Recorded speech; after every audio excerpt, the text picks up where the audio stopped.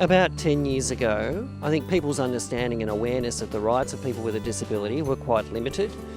10 years ago, people with disability in Australia really only had access to a broken system. Many people with disability were locked away in institutions. You never really saw many people with disabilities in the community. Disability generally not a high priority for budgets and people left in crisis situations. In the last 10 years, what's changed for people with disabilities is the Convention on the Rights of Persons with Disabilities was adopted and has now been ratified by 168 countries around the world. We've had the campaign for the NDIS, and that's really brought disability far more to the centre of the conversation. We're rolling out a scheme that's based on the principle that people should get what they need when they need it. Deaf people really struggled to be able to have a place to communicate with each other. And now we have a situation where Auslan and the deaf language is celebrated. In 10 years' time, I want to see all people with a disability employed, participating in society, in sport.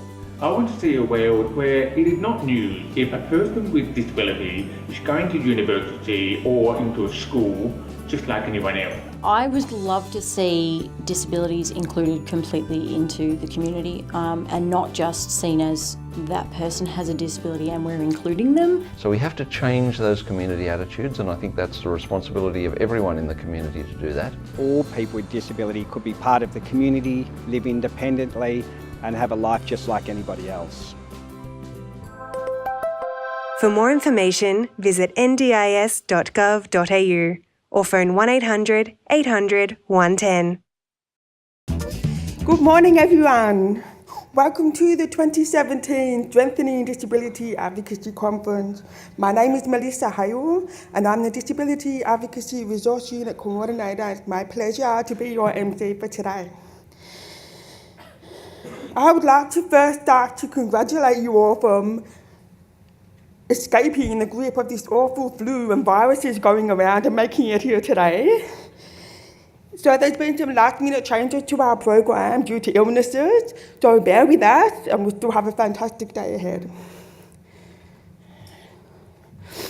I would like to welcome Elder Colin Hunter to open proceedings with a welcome to country.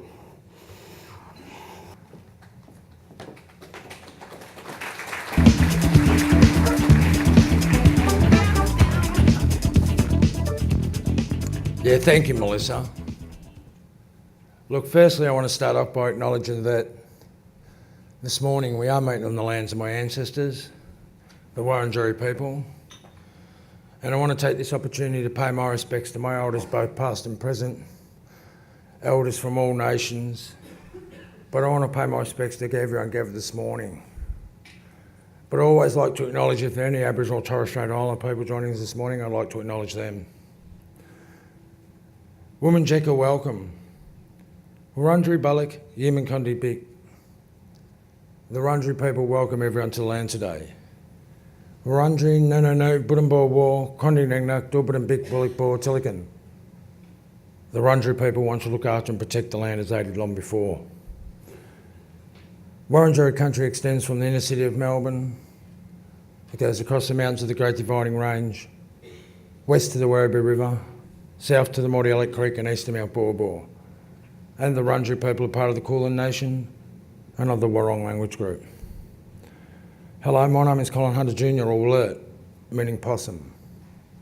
A name given to me by my grandmother as a young boy. I'm a proud and passionate 7th-generation Wurundjeri man and a direct descendant of Bibijan, who was Ngullungeta, or head of the tribe at time at first settlement. And it's through my grandmother, Gumbriar, meaning white dove, or Auntie Tiny, or Nana, she was known to us mob, that I got Aboriginal culture and heritage in my life today, so for that I say thanks, Nan. My grandmother was one of the last Aboriginal people born in the early 1920s, up at Coranderrek Mission in Healesville, before they pushed up to Barramon the River in New South Wales. In Aboriginal culture, a great deal of respect is given to the land, the plants and animals alike. And I've got my beautiful gum leaves down there. I'm going to place them on that front table where I was sitting. And if you get an opportunity as you're moving around today, take a nice one and put it in your pocket for the day, please. The significance is will keep you safe while on country and give you the access to the resources while you're on country. While you're on Wurundjeri country, You're welcome to the traditional lands and the waterways of the Wurundjeri people. So Wominjeka, welcome. Enjoy the morning. Thank you.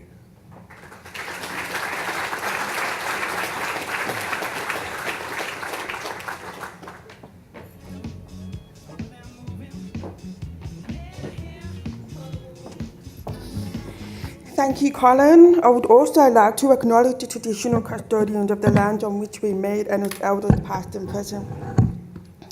So, today we are getting into gear to tackle the long and winding NDIS journey.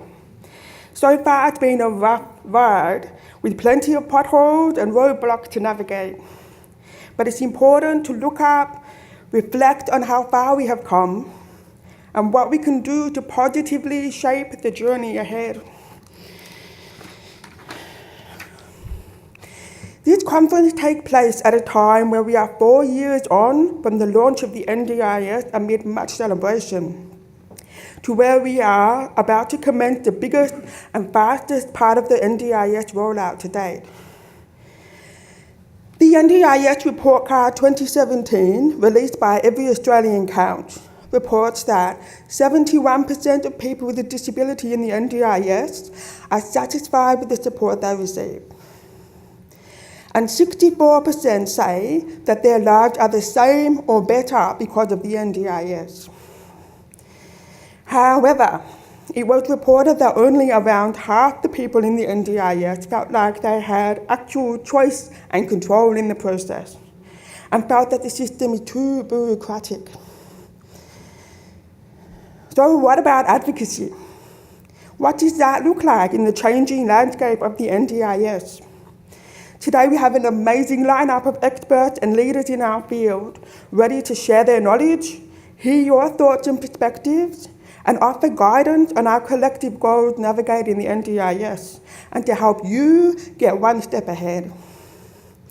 Just some general housekeeping before we start. If you need the toilets, you can use the door that way, go to my left, then left down the hallway, and there are accessible toilets. There's also toilets straight out the door. Keep walking straight and to your right. Yeah.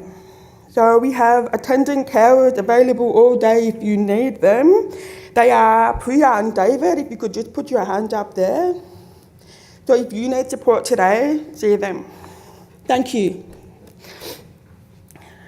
So we also have a roving reporter, Jeff Waters. Where are you? There you are. So he might randomly come up to you and ask you stuff and film you and everything, so don't be afraid. He's really cool, he's really fun. But if you don't want to be filmed or you don't want to be a part of it, just say no, it's all good. So morning tea is at 10:30 for 30 minutes, lunch at 12 for 1 hour, and afternoon tea at 2 for 30 minutes.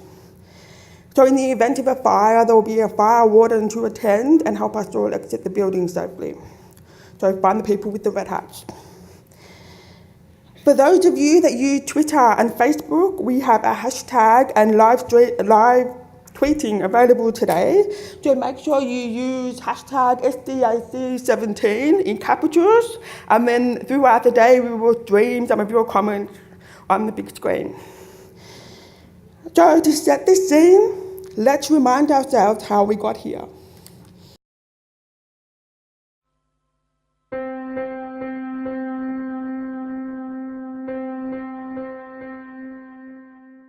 Not that long ago, the National Disability Insurance Scheme was little more than an idea. It was a big idea to solve a huge problem. Now, the problem was Australia's broken, fragmented and underfunded disability support system. It was a system that allowed a child to wait so long for a wheelchair it had outgrown it by the time it arrived, and a system that allowed someone only 2 showers a week. Our nation was letting down Australians with disability. And we had a chance to solve this problem with the National Disability Insurance Scheme. But the question was, how could we make it real?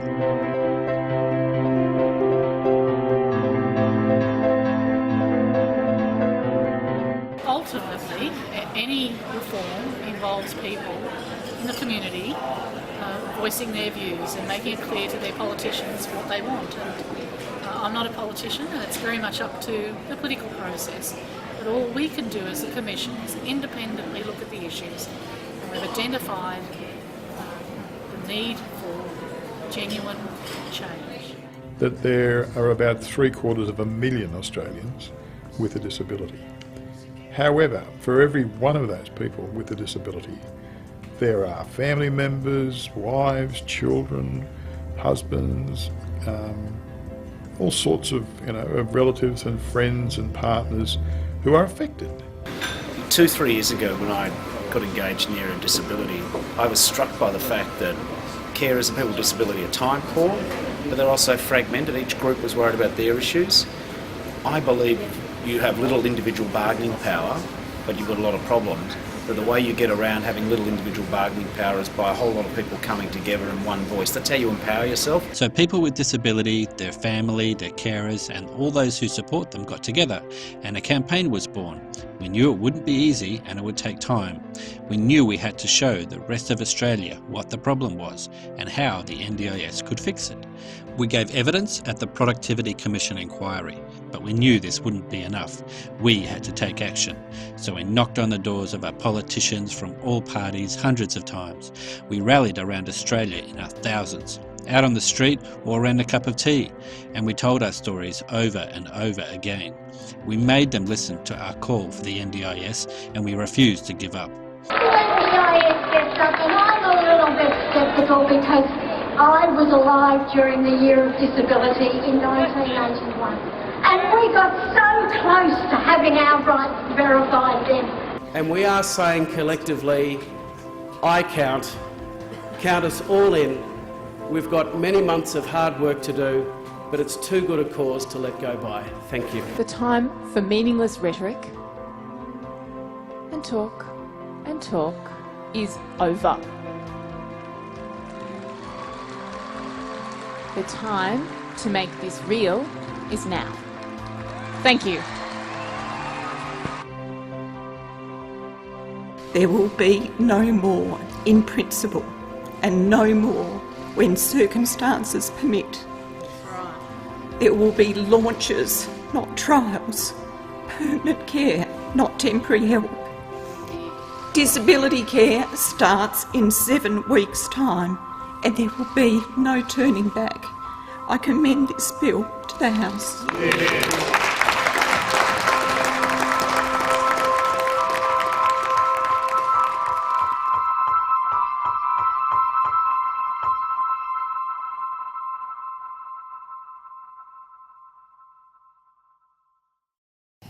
We are honoured to have Ms. Gabrielle Williams here with us today.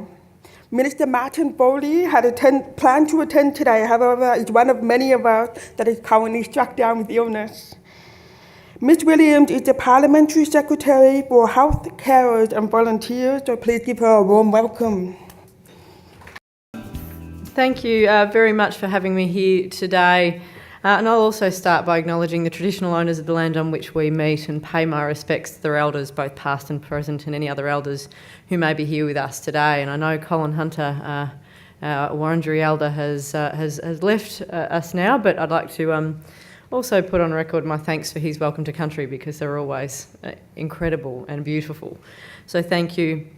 I'd also like to acknowledge Colleen Furlanetto, Chair of the Victorian Disability Advisory Council, Melanie Muir, President of the Disability Advocacy Victoria, David Hayward, the Chair of the Future of Social Services Institute, which is a partnership between VCOS and RMIT. And also thank you to Melissa for that kind introduction. Look, unfortunately, as you've just heard, Minister Foley was unable to be here today because he's actually quite unwell, but it was very important to him that he have a representative here today, and I'm very proud to be able to be here on his behalf. So thank you for welcoming me as you would welcome him. I really appreciate it. Now, I understand that this is the 4th Strengthening Disability Advocacy Conference organised by the Disability Advocacy Resource Unit and VCOS. And it's an opportunity, or any opportunity really, for you all to get together is important. But right now, your role is just so critical, and I'm pretty sure I don't need to tell you that. Now, advocacy is the key to empowerment, to the choice that has been promised. And without a strong advocacy sector, the government could not be confident on delivering upon the many promises that have been made to people with disabilities over the last few years. Now, here in Victoria, we're working to build an inclusive community where people with disabilities are supported to make their own choices and reach their potential. And our vision is of an inclusive Victoria that has a place for everyone and that gives people living with disability the opportunities they so rightly deserve. And we hope to realise this vision, at least in part, through the framework of our state disability plan. And advocacy is a really key and important part of this. Now, advocacy is vital in working towards an inclusive state, and it is important that all Victorians with a disability continue to have access to quality advocacy regardless of the funded support they receive. Now, this year's conference is taking place at a particularly important time as we get closer to the full implementation of the NDIS. And the NDIS is often and rightly described as the biggest social reform since the introduction of Medicare. And I think we should take the time to appreciate the gravity of that statement, because sometimes I think we rush through those words quickly without actually thinking about them. So the biggest social reform since the introduction of Medicare. It's incredibly, incredibly important.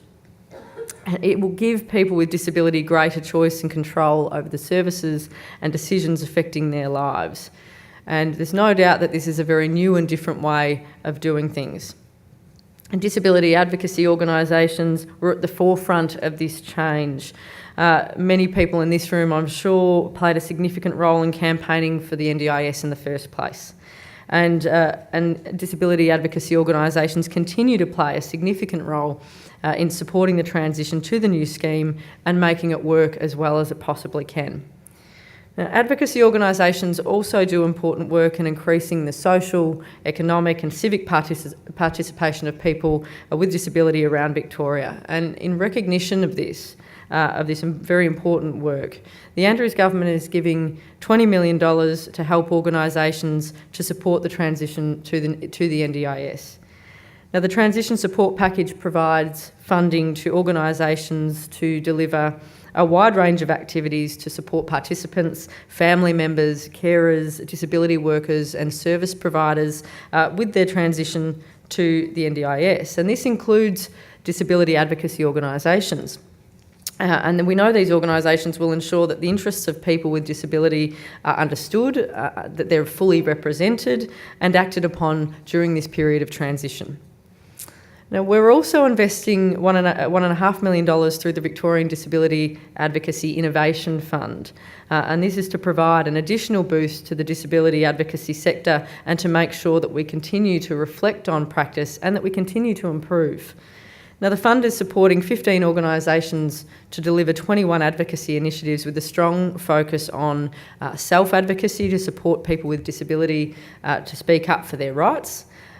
It also focuses on advocacy for Aboriginal communities, as well as advocacy or improved advocacy service provision in rural and regional areas, and on advocacy for migrants, refugees and our LGBTI communities. Now, this forms part of our commitment to fight for the highest possible standards for people with disability and the disability workforce who care for them. Now, we will also continue to hold the Commonwealth Government to account and to push for a strong national quality and safeguarding framework so that people with a disability have the highest possible level of quality and safeguards under the NDIS. This is extremely important to us here in Victoria. Now, the NDIS can only work if there is a genuine partnership with the Commonwealth and the states working together. And it can also only work if there are strong protections in place to ensure the rights of people with disability are upheld. So here is where I need to outline some of our concerns. We've identified a number of concerns over the Commonwealth's bill to introduce the National Quality and Safeguarding Commission. Now, we believe the proposed legislation in its current form may compromise the level of protection for people with disabilities. And to address this, Victoria is proposing 3 major changes, and I'd like to talk you through those, if I may. Firstly, there must be an independent statutory complaints commissioner with own motion investigatory powers, similar to the changes that we've recently made to the role of Victoria's Disability Services Commissioner, which I'll touch on shortly. Secondly, we also believe in greater state and territory input into the rules governing how the NDIS will operate. and that the rules related to the Quality and Safety and Safeguards Bill should be reclassified to require agreements across jurisdictions. These go to issues of, for example, registration conditions and practice standards, complaints management and the resolutions, and collection and disclosure of information. Thirdly, the Commonwealth Minister's powers over the NDIS Commissioner should be limited. In their proposed form, these powers could compromise the Commission's capacity to act independently of any government's influence, particularly in relation to complaints and serious incidents. And this is not, and I should also point out that this is not a position that the Commonwealth Minister shares with us. However, I believe the proposed legislation should provide for an independent regulatory model which has individual powers under the Act for a Complaints Commissioner, a senior practitioner role and a National Disability Insurance Register role. These are all really important pillars in how the Commission should deliver its powers. Now, if you want to read more about the proposals that we're putting forward, or the changes we're putting forward, the transcript of Minister Foley's appearance at the Senate inquiry into this piece of legislation is available on the Federal Parliament website, and I'm sure we can arrange for that to be circulated to you if that's something of particular interest to some of you here today. Look, unless people with disability and their advocates can have confidence that their complaints are going to be dealt with on merit, then the system risks being compromised. And as a nation, we need to send the right message to people with disabilities that their complaints will be treated seriously, as they deserve to be. There should also be an agreed process whereby the states and the Commonwealth have an opportunity to revisit and set standards and qualifications. And there are important issues that go to workforce, skills, accreditation, a whole range of issues, where the Commonwealth is going to need the assistance of states and territories to deliver on its aims. And this is a lesson that our government has learned and that we're acting upon. And to that end, I'd urge you to keep your ear to the ground in coming weeks to hear the direction the Victorian government will be taking on workforce skills and how the profession can be best recognised and rewarded. So that's a bit of a watch this space. Now, many of you in this room, in fact probably all of you, will be aware that the 2016 parliamentary inquiry into abuse in disability services found that abuse in Victoria was widespread and suspected abuse was often ignored or not adequately addressed. And this is unacceptable for all of us. Now, Victoria prides itself on having one of the strongest safeguarding systems in the country, but we also know that more needs to be done. And last month, the Victorian Disability Act was amended to include the principle of zero tolerance of abuse and to strengthen the Disability Services Commissioner's oversight powers. Our last budget provided just shy of $9 million to support these reforms. And in terms of the changes that we've implemented, the amended Act now gives the Commissioner powers to conduct a yearly review of deaths and disability services, to conduct own motion investigations, and to develop training resources to support professional development in the sector. Now, the Commissioner will also be able to appoint authorised officers to visit and inspect disability services unscheduled and specify action that needs to be taken as a result of their investigations. And where the Commissioner considers that a service provider has unreasonably failed to implement recommended actions, the Commissioner has the power to name the service provider in his annual report. Now, I believe that we'll soon be hearing from a number of experts about getting into gear for the NDIS, which is also the theme of our conference here today. And we're part of the way on what is a very long journey. I think we need to acknowledge that. And I think we also need to acknowledge that we're all on that journey together, the good bits and the bad. But it's a journey with a final destination of a better system to support every Australian with a disability and their families and carers, and we should not lose sight of that. And it must also be said that the reason we've come such a long way so far is the passion and hard work of everybody in this room and all those that you represent that are not in this room with us here today, but who are doing great work out there in the community.